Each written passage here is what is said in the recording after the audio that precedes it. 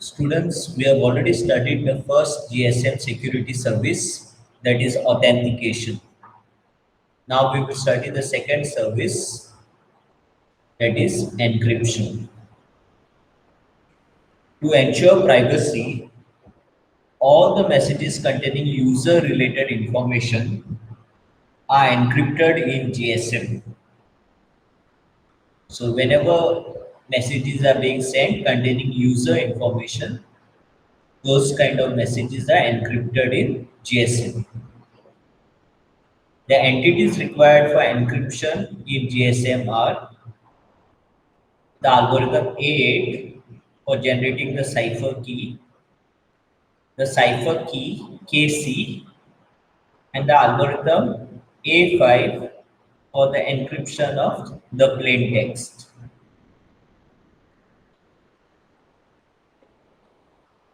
So basically, for encryption, this is the way your encryption diagram in GSM looks like.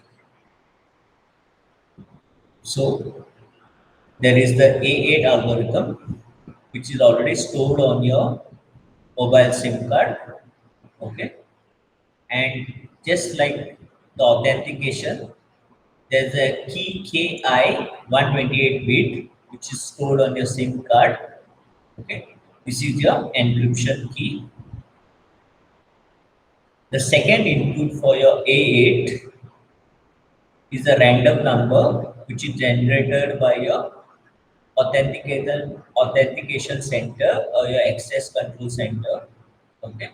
So the random number is generated by the authentication center. Again, it uses the same key KI associated with the user.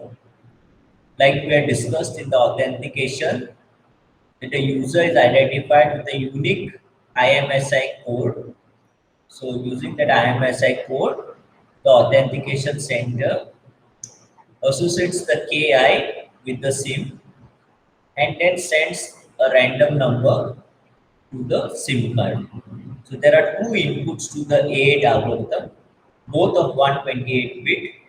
One is the key KI, which is already coded and stored on the SIM card, as well as it is stored in the authentication center when the SIM card is activated.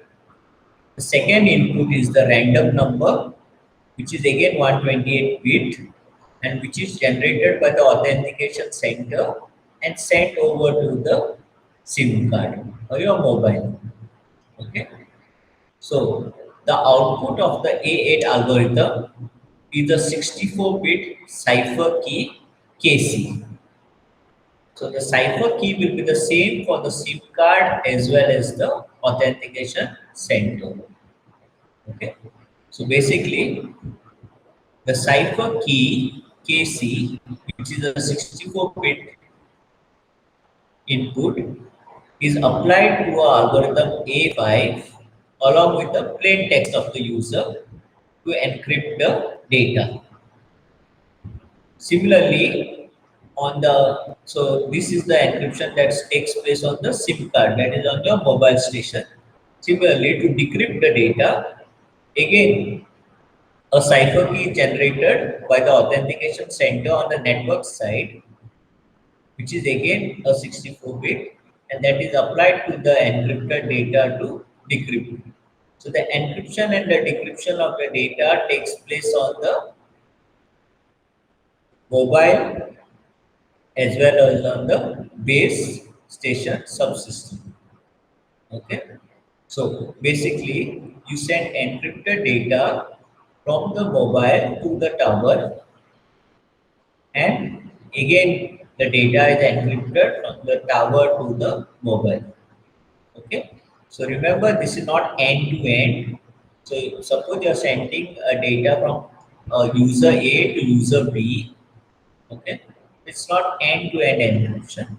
You send the data to the tower decrypts the data, then re-encrypts the data and forwards it. Okay. So it's not end to end encryption. So basically, I'll just repeat how the encryption is done. So after the user has been authenticated in GSM, the MS, that is the mobile station, and the BSS can start using encryption by using the cipher key KC. So like I told you, the cipher key KC is 64-bit and it is generated using the key KI, which is 128-bit, and a random value RAND, which is again 128-bit, and they are applied as input to the algorithm A8, and the output of the algorithm A8 is the cipher key KC, which is 64-bit. Remember, the cipher key KC is not transmitted over the air interface. That is, it is not transmitted over the network. So once the cipher key has been generated, both the MS and the BTS can encrypt and decrypt data using the algorithm A5 and the cipher key KC, as you can see in the figure. So as you can see, since KC is only 64 bits, it offers some kind of protection, but it is not very strong. At least you can say it is better than plain text, but we would not say that it is very strong. So this is how the encryption is done in GSM.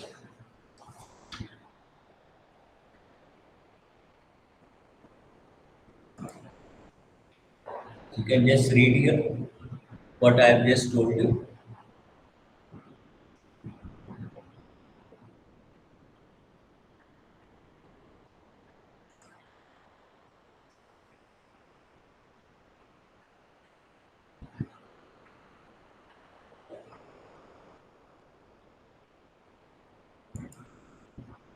The third security service provided by GSM is anonymity.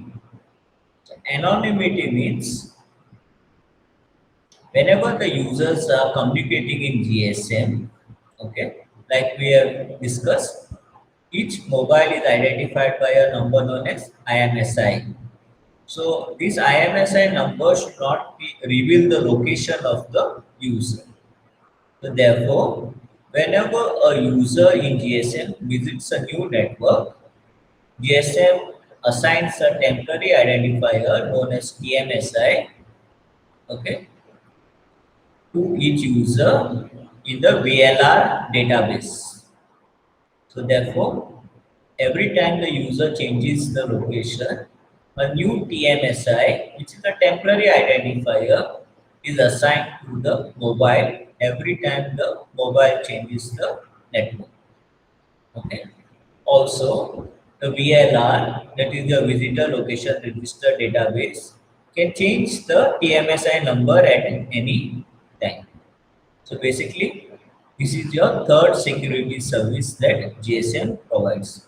The first one was authentication, second one was encryption, and the third one was anonymity.